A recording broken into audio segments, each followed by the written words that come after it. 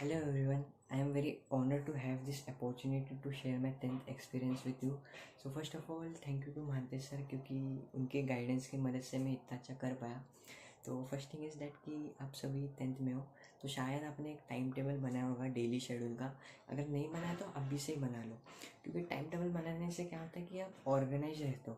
आपको समझ में आता है कि आप किस चैप्टर में परफेक्ट हो गया और किस चैप्टर में आपको इम्प्रूवमेंट करना है। तो अभी से एक टाइम टेबल बना लो और उसको डिसिप्लिनली फॉलो करो। सेकेंड थिंग, सब्जेक्ट्स पे आए तो मैथ्स का कैसा है कि मैथ्स में जितना प्रैक्टिस करोगे उतना परफेक्ट हो जाएगा। और जो बेसिक जिन्होंने भी बेसिक लिया है तो वो क्या करेंगे कि स्टैंडर्ड लेवल क्वेश्चंस ज़्यादा सॉल्व करने की ट्राई करेंगे, क्योंकि अगर आप स्टैंडर्ड में परफेक्ट हो गए ना तो बेसिक इजीली हो जाता है। मैंने भी ऐसे ही किया था। तो अभी जिन्होंने स्टैंडर्ड लिया उन्हें तो स्टैंडर्ड करना ही पड़ेगा। तो जितना आप स्टैंडर्ड करोगे ना उतना ही बेसिक इजी हो जाएगा। अभी आपकी एनसीईआरटी बुक से भी करना है और एग्जाम्पलर से भी करना है। एनसीईआरटी का एक चैप्टर हो गया तो एग्जाम्पलर का भी एक चैप्टर करना है। आरडी शर्मा भी करो बट उतना नहीं करो, क्योंकि एग्जाम्पलर में ज़्यादा क्वेश्चंस अच्छे आते हैं और उसमें एमसीक्यूज भी ज़्यादा रहते हैं। तो एग्जाम्पलर पे ज़्यादा फोकस करो।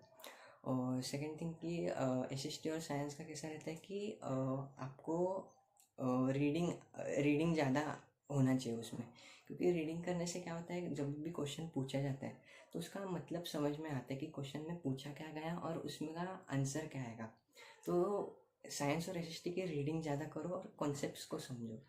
और सेकेंडली कि राइटिंग प्रैक्टिस करना चाहिए आपको। अगर आप ओसवाल से वगैरह आप क्वेश्चन आंसर्स लर्न कर रहे हो तो उसके साथ राइटिंग प्रैक्टिस भी करो, क्योंकि टाइम मैनेजमेंट भी बहुत ज़रूरी है, इसलिए राइटिंग प्रैक्टिस होना चाहिए। और सबसे मेन चीज़ इंग्लिश, साइंस और एआई भाई बहुत स्कोरिंग सब्जेक्ट है, इसलिए इसमें मिस्टेक नहीं करनी चाहिए आपको, क्योंकि ये स्कोर करने में आसानी होती है इसमें। तो इंग्लिश का कैसा है कि पैसेज बहुत हार्ड आता है तो पैसेज की बहुत प्रैक्टिस करो। और हिंदी का एक चीज़ ये है कि लेंदी बहुत आता है। इजी तो होता है हिंदी का बट बस लेंदी बहुत आता है, इसलिए हिंदी और इंग्लिश में भी टाइम मैनेजमेंट बहुत ज़रूरी है। मतलब लिखना, क्वेश्चन आंसर लिखना प्रैक्टिस करना ज़रूरी है बहुत। और एआई का कैसा है कि अगर आपको कॉन्सेप्ट समझ में आ जाए तो भाई एआई पेपर बहुत इजी जाएगा, क्योंकि उतना हार्ड नहीं आता है एआई, क्योंकि वो एक स्कोरिंग सब्जेक्ट है। तो इसलिए एआई का कॉन्सेप्ट समझो और फिर वो आसानी से हो जाएगा। और सर उसमें 15 सैम्पल क्वेश्चन पेपर आते हैं, तो जब भी अभी सिलेबस ख़त्म हो जाए तो वो सैम्पल पेपर्स सर से ले लो और करते बैठो। मतलब एक टाइमर लगाने का 3 घंटे का, और वो लगातार करते बैठने का, सारे सॉल्व कर देने के और परफेक्ट हो जाने का।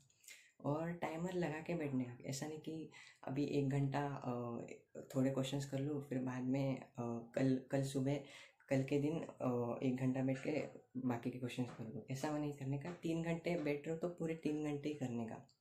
और सबसे मेन चीज़ ये है कि हेल्थ हेल्थ बहुत इम्पोर्टेंट है, स्पेशली बोर्ड्स के टाइम पे। अगर हेल्थ बिगड़ गई तो फिर बैकलॉग पड़ता है, फिर वो दिक्कत होती है। तो हेल्थ का ध्यान रखो।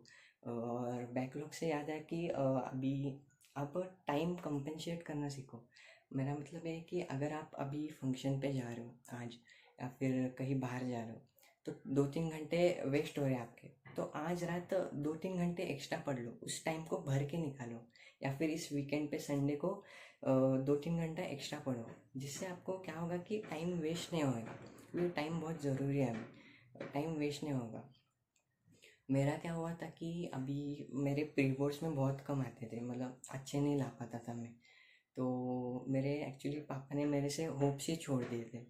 तो वो एक एक्चुअली मन में बात बैठ गई और मैंने फिर लास्ट मोमेंट पे दिसंबर जनवरी तक मैंने पूरा मतलब मन लगा के पढ़ाई किया, पूरा 100% दिया था। तो इसलिए मैं ये बोलना चाह रहा हूँ कि मेरे जैसा मिस्टेक मत करो कि अभी नहीं पढ़ेंगे लास्ट मोमेंट पे पढ़ेंगे।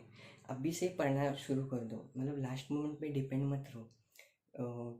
ये मतलब मेरे जैसे मिस्टेक मत करो। और एक मेन चीज़ बताऊंगा कि 10th एक माइलस्टोन है, फर्स्ट माइलस्टोन है हमारा, इसमें हमें अच्छे से करना है और पूरा 100% देना है। आप क्या करो कि पूरा 100% दो, आप सभी का पूरा 100% दो, रिजल्ट की टेंशन मत लो, रिजल्ट अच्छा ही आएगा। वो एक मतलब गिल्ट नहीं रहना चाहिए कि आप मतलब मैंने 100% दिया नहीं और मैं मतलब एग्ज़ाम में कम नंबर आए, ऐसा वो गिल्ट रहना ही नहीं चाहिए। इसलिए पूरा 100% दो, रिजल्ट की टेंशन मत लो, सब कुछ अच्छा होएगा। और मुझे पता है कि मतलब आप सब कर दोगे, बस 100% दो। और अभी ये मतलब 10th का ही नहीं बोल रहा हूँ, क्योंकि लाइफ लाइफ में भी ये एप्लीकेबल है। लाइफ में पूरा 100% दो अपना। हम सभी को 100% देना है, इवन मुझे भी। मैं तो बस मतलब 1 साल आगे हूँ आपके। हम सभी को 100% देना है और कुछ ना कुछ तो अचीव करना है, right?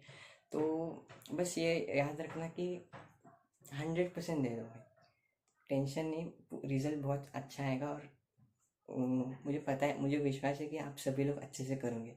So thank you guys, all the best to all, and thank you to Mahantesh sir, thank you, bye.